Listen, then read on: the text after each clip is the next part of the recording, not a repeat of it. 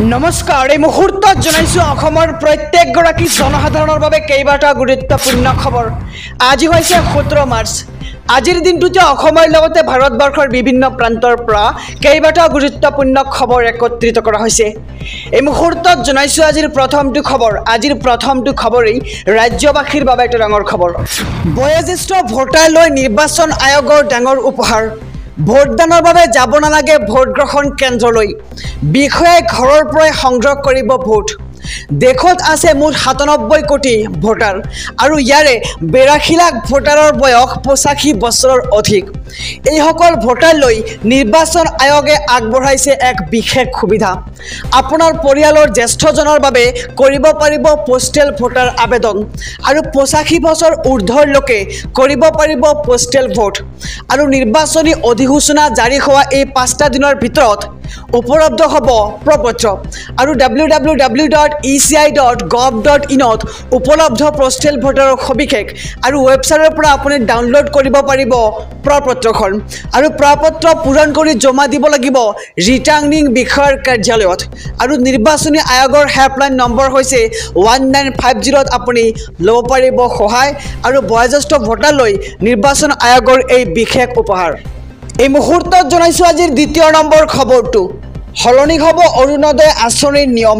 নতুন পদ্ধতিৰে কিদৰে লাভ কৰিব অৰুণোদয় আঁচনিৰ ধন। অৰুণোদয় লাভ নকৰা সকলক লৈ মুখ্যমন্ত্ৰীৰ নতুন সিদ্ধান্ত।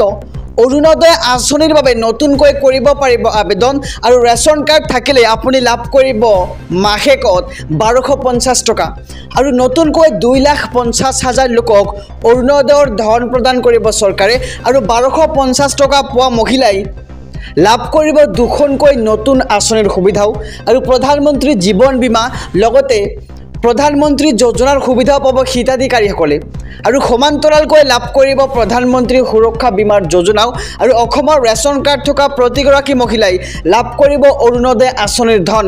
আৰু অৰুণোদয় লাভ নকৰা সকলক লৈ মুখ্যমন্ত্ৰীৰ নতুন সিদ্ধান্ত যে এতিয়াৰে পৰা প্ৰতি বছৰে সলনি হ'ব অৰুণোদয় আঁচনিৰ নিয়মসমূহ আৰু অৰুণোদয় আঁচনিৰ বাবে আপুনি নতুনকৈ কৰিব পাৰিব আবেদন। ৰেচন কাৰ্ড থাকিলে আপুনি লাভ কৰিব 1250 টকা মাহেকত। অসমৰ কোনটো সমষ্টিত কেতিয়া নিৰ্বাচন ঘোষণা হ'ল 8দশ লোকসভা নিৰ্বাচনৰ দিন। আমি সবিশেষ জনাম যে কোনটো সমষ্টিত কোনদিনা অনুষ্ঠিত হ'ব লোকসভা নিৰ্বাচন। আহক সবিশেষ জানি লওঁ। দেশত 7টা পৰ্যায়ত অনুষ্ঠিত হ'ব লোকসভা নিৰ্বাচন। অসমত 3টা পৰ্যায়ত লোকসভা নিৰ্বাচন অনুষ্ঠিত কৰা হ'ব আৰু 19 এপ্ৰিলত প্ৰথম পৰ্যায়ৰ নিৰ্বাচন, 26 এপ্ৰিলত দ্বিতীয় পৰ্যায়ৰ নিৰ্বাচন অনুষ্ঠিত কৰা হ'ব আৰু 7 মে'ত তৃতীয় পৰ্যায়ৰ নিৰ্বাচন। 19 এপ্ৰিলত ডিব্ৰুগড়, যোৰহাট, লখিমপুৰ, কাজিৰঙা, শোণিতপুৰত নিৰ্বাচন। 26 এপ্ৰিলত শিলচৰ, কৰিমগঞ্জ, নগাঁও, ডিফু, দৰং আৰু ওদালগুৰিত নিৰ্বাচন।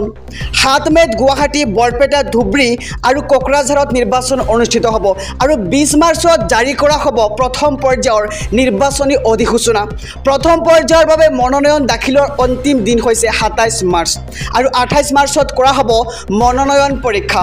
প্ৰথম পৰ্যায়ত মনোনয়ন প্ৰত্যাহাৰৰ অন্তিম দিন হৈছে 30 মাৰ্চ আৰু 28 মাৰ্চত জাৰি হ'ব দ্বিতীয় পৰ্যায়ৰ নিৰ্বাচনী অধিসূচনা। আমি সবিশেষ জনাইছোঁ যে কোনদিনা কেনেধৰণৰ নিৰ্বাচন প্ৰক্ৰিয়া চলি যাব। দ্বিতীয় পৰ্যায়ৰ মনোনয়ন দাখিলৰ অন্তিম দিন হৈছে 4 এপ্ৰিল আৰু 5 এপ্ৰিলত কৰা হ'ব মনোনয়ন পৰীক্ষা। দ্বিতীয় পৰ্যায়ত মনোনয়ন প্ৰত্যাহাৰৰ অন্তিম দিন হৈছে 8 এপ্ৰিল। তৃতীয় পৰ্যায়ৰ নিৰ্বাচনী অধিসূচনা জাৰি হ'ব 12 এপ্ৰিলত আৰু মনোনয়ন দাখিলৰ অন্তিম দিন হৈছে 19 এপ্ৰিল আৰু 20 মাৰ্চত কৰা হ'ব মনোনয়ন পৰীক্ষা। বিনামূলীয়া বিদ্যুতৰ বাবে শীঘ্ৰেই কৰক আবেদন। এতিয়াৰে পৰা আপুনি লাভ কৰিব পাৰে বিনামূলীয়া বিদ্যুৎ। আৰম্ভ হৈছে ইয়াৰ আবেদন প্ৰক্ৰিয়া। মুকলি কৰা হৈছে এটা বিশেষ ফোন নম্বৰ, যি ফোন নম্বৰৰ জৰিয়তে আপুনি লাভ কৰিব পাৰে এই বিনামূলীয়া বিদ্যুৎ সম্পৰ্কে অধিক তথ্য।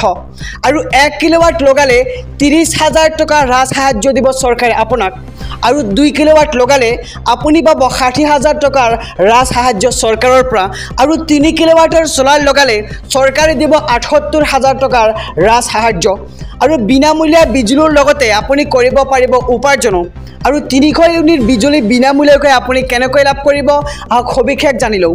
বিনামূলীয়া বিদ্যুতৰ বাবে আপুনি কেনেদৰে কৰিব আবেদন 5টাকৈ স্তৰত সম্পূৰ্ণ কৰিব লাগিব এই আবেদন প্ৰক্ৰিয়াটো প্ৰথমে APDCL-ৰ www.apdcl.org ৱেবছাইটলৈ আপুনি যাব লাগিব তাৰ পিছত PM সূৰ্যৰ ঘৰৰ বাবে বিক্ৰেতাৰ পঞ্জীয়নত আপুনি ক্লিক কৰিব লাগিব পৰৱৰ্তী সময়ত এখন প্ৰপত্ৰ খোল খাব আৰু উক্ত প্ৰপত্ৰখনত আপোনাৰ নাম ঠিকনা মোবাইল নম্বৰ দিব লাগিব তাৰ পিছত ইমেইল পান নম্বৰ লগতে GSTN নম্বৰ পঞ্জীয়ন কৰিব লাগিব আৰু সম্পূৰ্ণ তথ্য সম্বলিত আবেদন প্ৰপত্ৰখন আপুনি দাখিল কৰিব লাগিব আৰু অধিক তথ্যৰ বাবে আপুনি যোগাযোগ কৰক 1912 নম্বৰ অথবা 757599966 নম্বৰত আৰু ৰাজ্যবাসীৰ বাবে মুকলি কৰা হৈছে এই জৰুৰী নম্বৰটো বিনামূলীয়া বিজুলী লাভ কৰিবলৈ হলে আপুনি ফোন কৰক এই বিশেষ নম্বৰটোত